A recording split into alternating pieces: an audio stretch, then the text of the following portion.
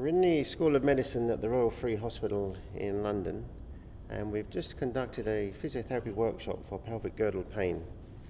And we're here to discuss the common beliefs, the misunderstanding and the treatment surrounding pelvic girdle pain.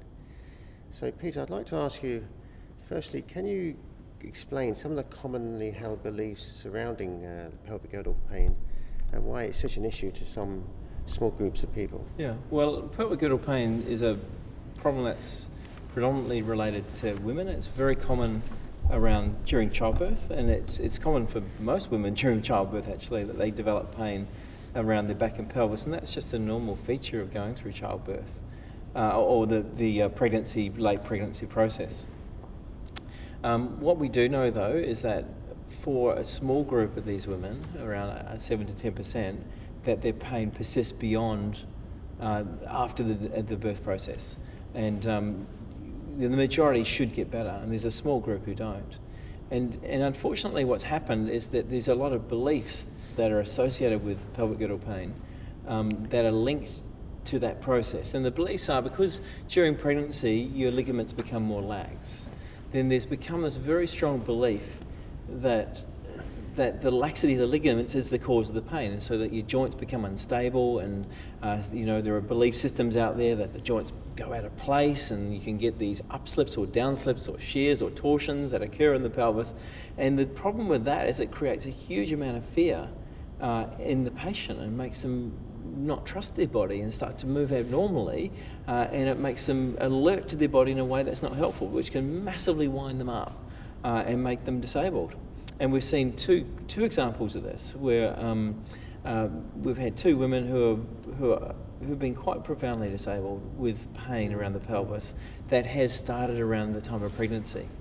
And what we do know about pelvic girdle pain, James, is that it's common, but when it becomes disabling and as it doesn't stop, it's not a feature of the pelvic bones being out of place or them being unstable. It's a feature of the structures around the pelvis becoming highly sensitized. And that's more a feature of the tissues being sensitive, which could be influenced by issues like stress, high levels of stress, social stress, lack of sleep, altered body positions that cause some stress on pain-sensitive structures, issues around coming to cope with managing the pressures of relationships during pregnancy and after pregnancy, the pressures of caring for a new child. All of these factors, the interplay between caring for your child and work, these can cause massive stress factors that have potentially a very large role of winding up the nervous system that pre-sensitizes those structures at a vulnerable time for people. And the problem with the current beliefs is that they tend to create fear for people, where if we understand the real mechanisms behind these problems, then it should be a reason to reduce the fear.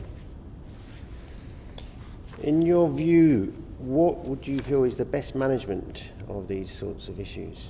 Well, we do know from the research that women who have a strong belief that they will do well after pregnancy do well. It's one of the strongest predictors of actually women not getting chronic pain. And I think out there at the moment there's enormous negative beliefs, both in society and within the healthcare profession, that pregnancy is a time where your body's threatened. And it's a time where your body's under significant stress, where your joints become lax and you become vulnerable. So one of the most important things is preventing these disorders becoming chronic or persistent. And that is to provide people with really good belief systems, of giving them good ways of managing their stress load, of giving them good coping strategies of learning to adjust body position, giving them creative ways of keeping active and relaxed through their pregnancy, and providing that support. And what that has an impact on would be to diminish the wind-up that can go through the nervous system, and not letting them get into some of these protective behaviours that we know can become very persistent and provocative. In the chronic phase, that's a different say. So if the pain does persist, for example, then we've seen two examples of this with people who are quite profoundly disabled. And what we observed is that there are a whole lot of beliefs that go with, the pelvis being a vulnerable structure, becoming frightened of the structures around the hip, back, and pelvis, which then lead to these protective guarding patterns, which further add stress on those painful structures. And with that stress and fear and anxiety and lack of trust in the body, it has a wind-up effect on the nervous system. So people, when they feel pain, start thinking of the worst. And that in itself causes a wind-up. So you're caught in this terrible situation where you're trapped between your beliefs and your responses to pain that tend to drive themselves. So we look at breaking that process down and giving people a sensible understanding of what the mechanisms are, an honest understanding of what the mechanisms are, building the confidence up, building their self-efficacy, building their trust in their body, giving them strategies to learn to relax and move normally, to think of their body in a different way and to trust those structures, and then to return back to the things in life that give them value, which might be playing with their kids, going for a walk. And we heard someone yesterday say all she wants to do is go for a walk, play with the children. And so we will target those as the things that we get people to do it in a different way. Now, we've been exposed to your very skillful way of interviewing and assessing patients that you've seen on the stage. And do you feel that healthcare professionals overcomplicate the treatment and management of pelvic girdle pain? Because one of the two main comments from the two patients we've seen, they've been surprised on how easy it is to change. Well, do you find this? Yeah, I do. And I think probably of any part of the body, the pelvis is the most mystified part. We have all these systems like the 13, I don't know how many axes of the pelvis there is, all these possibilities of how things can go wrong. And all that does is creates this mystique around the pelvis.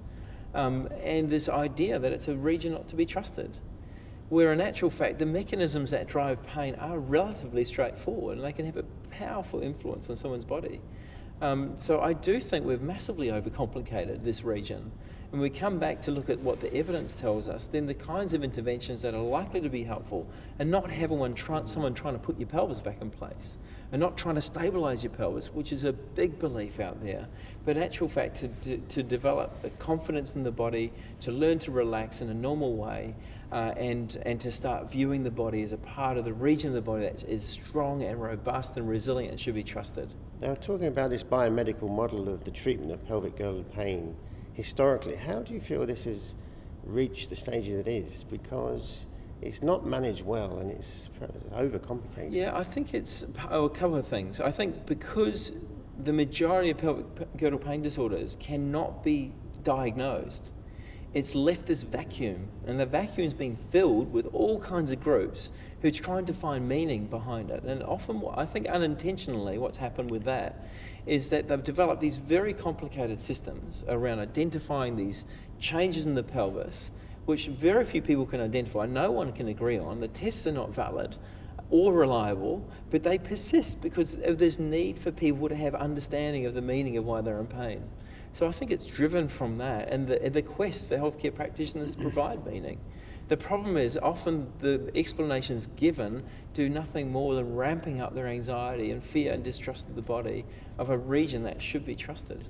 Now, a commonly held belief by healthcare professionals is that the pelvis is unstable, and they're very effective in communicating that fear to patients, which obviously, again, ramps up their pain. What should we be doing as healthcare professionals to decrease this fear?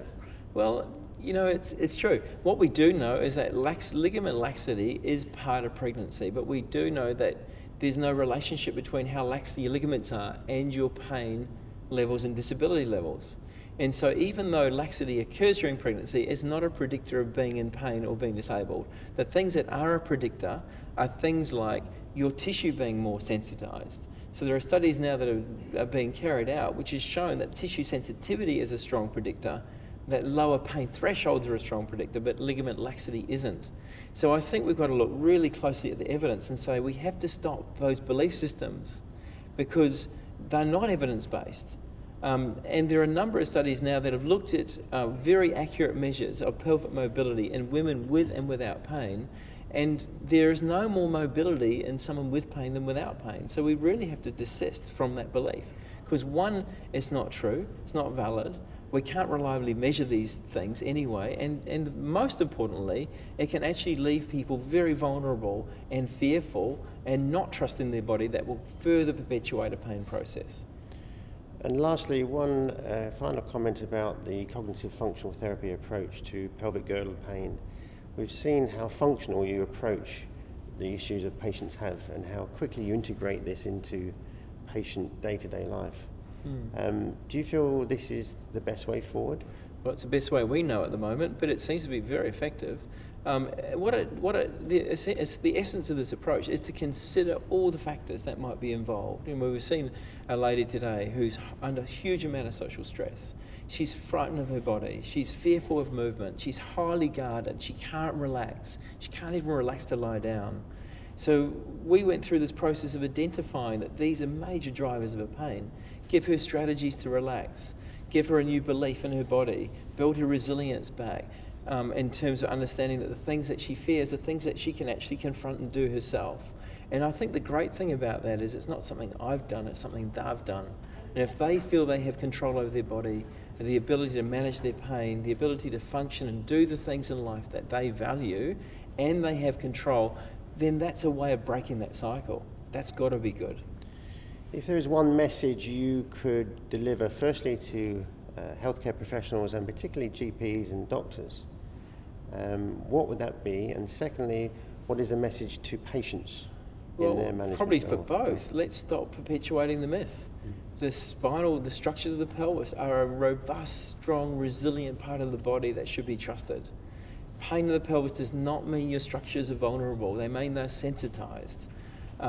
Let's work at strategies of building up the self-efficacy and the confidence and the hope back into patients that, one, if they do have pain, it can be managed effectively with simple strategies. That, two, that the natural history of these disorders is very good, and we have to support people through that process to minimize the sense of fear, sense of threat, the sense of vulnerability that they may feel around having pain, around that really stressful period of having a child. And if we can do that, I think we'll see a big decline in the amount of chronicity that we have seen associated with these disorders. Well, if the progress that these two patients have seen is anything to go by, I think the future looks very bright, and I wish you every success in the future. Your research and the effectiveness of which you're delivering your message to healthcare professionals. Peter, Thanks, thank you James. very much indeed for coming. Thank you.